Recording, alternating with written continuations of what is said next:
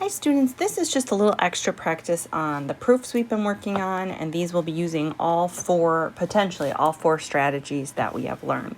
So before I start this, I want you to recall if we have a fraction and we multiply by 1, what that actually means.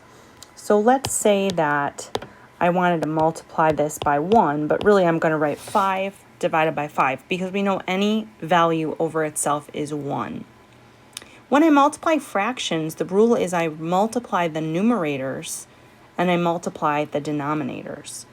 So I'm really going to have 5 times the entire numerator and 5 times the denominator. From here, we could certainly distribute. We'd have 15x minus 35 over 20y. We could do more with this problem, but just a quick recall as to how we use those fractions. Now, this is the problem from the shared document from the lesson Thursday and Friday. It was lesson 5.7. And so when I'm looking at these, I have a complex fraction, which is a fraction within a fraction. And our goal here is to use a strategy to create just a 1 in every small denominator. So every little fraction. The major fraction is still going to have something other than 1 in the denominator. That's okay. But right now, what I'm looking at is I see there's a denominator here and here that are x minus 1. So what's going to work for us, hopefully, is to multiply by 1.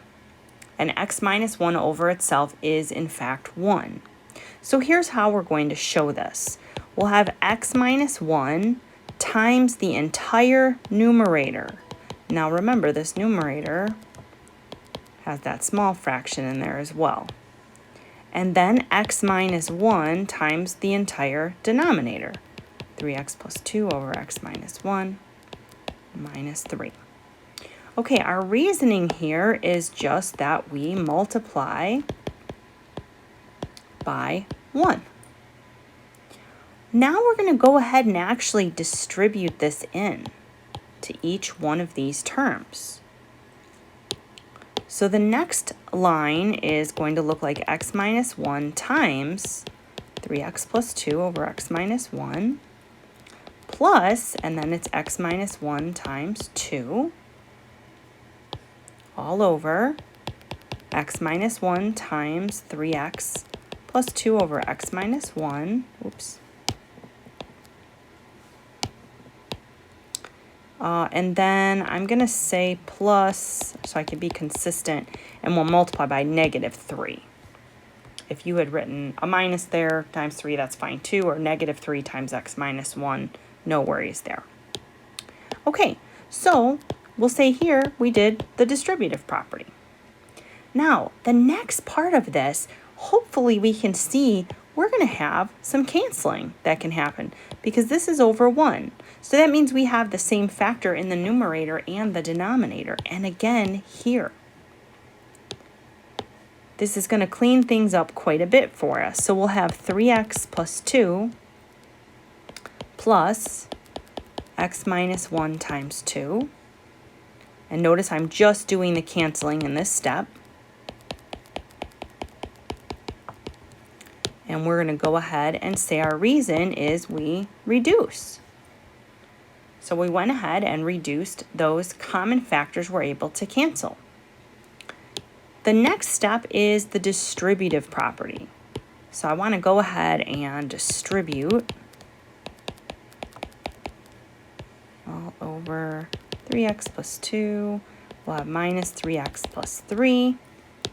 And so that's the reason there is just distributive property. We're going to next combine like terms. So in the numerator, I get 5x, the 2 and the negative 2 cancel. In the denominator, the x's actually cancel, and I'm left with 5. This is just combining like terms. And finally, we're going to reduce one more time to get just an x equal to an x, which I'm hoping is what we were trying to prove. Whew, there it is. Okay, so we wanted to get that to look like the right side. So check mark here, we got it to work. We show the statement of equality And our reason is just reduce. Okay, this is the second question that was on that shared document. So when we look at this one, again, let's look at all the small denominators. I shouldn't say small denominators, but denominators of the little fractions within this big fraction. Okay, so we have a 2, a 5, and a 20 as denominators. So we want to think, what is the common denominator? Because if I'm able to pick that, I'm going to be able to cancel all those little denominators. So I look at this 2, 5, and 20 is the number that's going to make everything work. Because if I was thinking of a common denominator, it would be 20 with those 3 denominators. Okay, we're going to do the same thing. We're going to multiply by 1. And when this happens, we get 20 times 9x over 2 plus 2x over 5 times the numerator and 20 times the denominator. Okay, our reason for this is just going to be multiply by 1.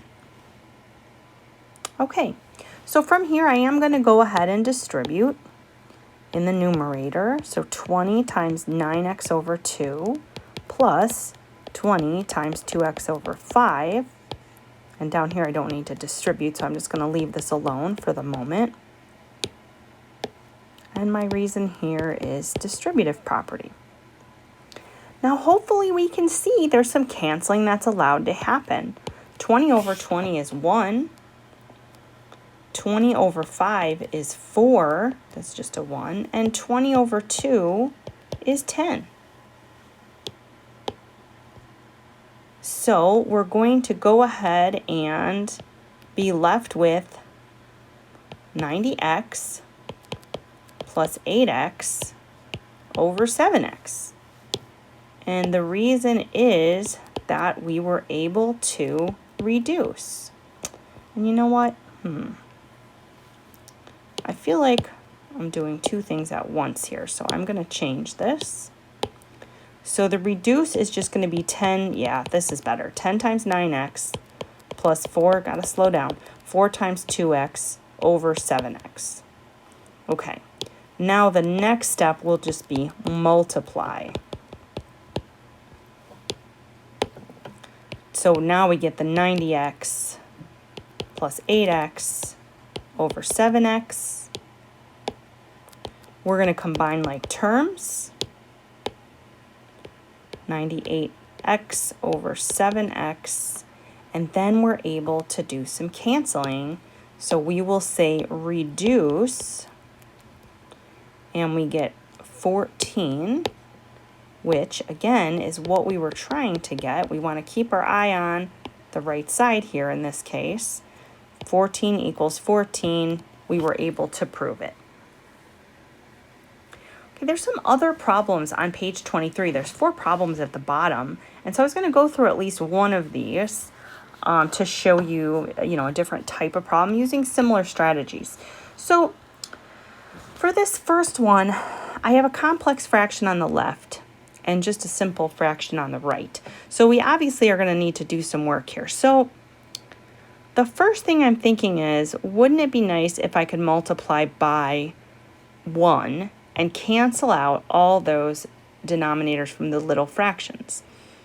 Before I do that, I'm going to factor the denominator right here. So 2x plus 3 over x minus 4, and then big fraction bar, over,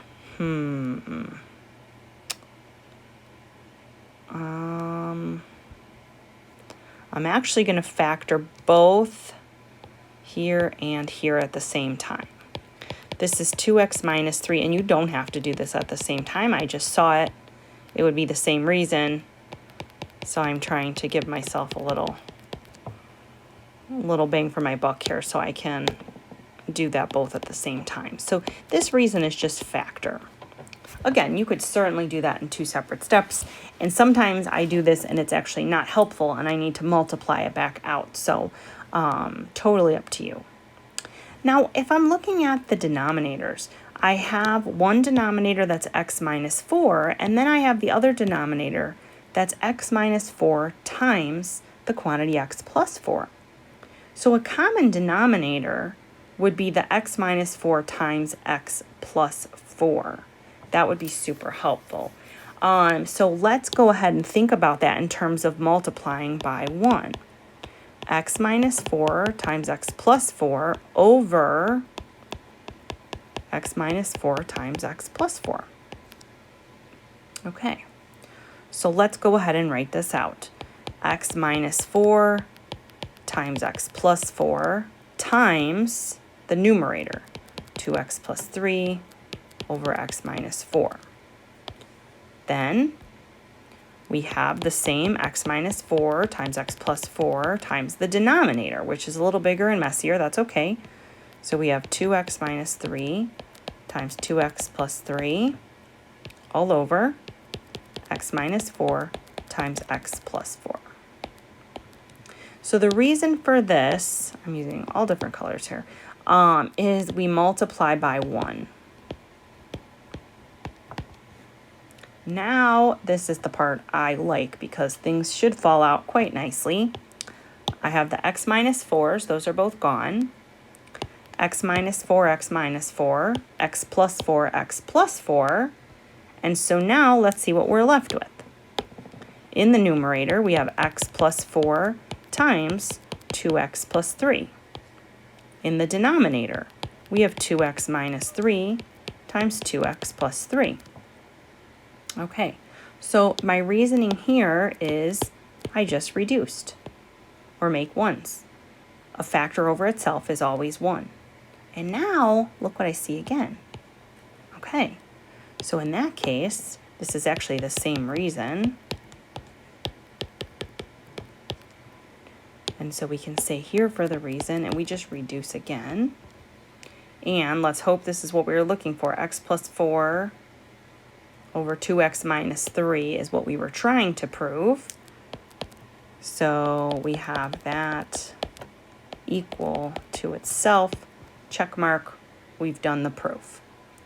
I cannot stress to you enough, there are so many different ways to go about these problems. There's no perfect way. Some are longer, some are shorter. You always want to have a single move and a single justification. As long as your algebra is solid, you can go about these all different ways.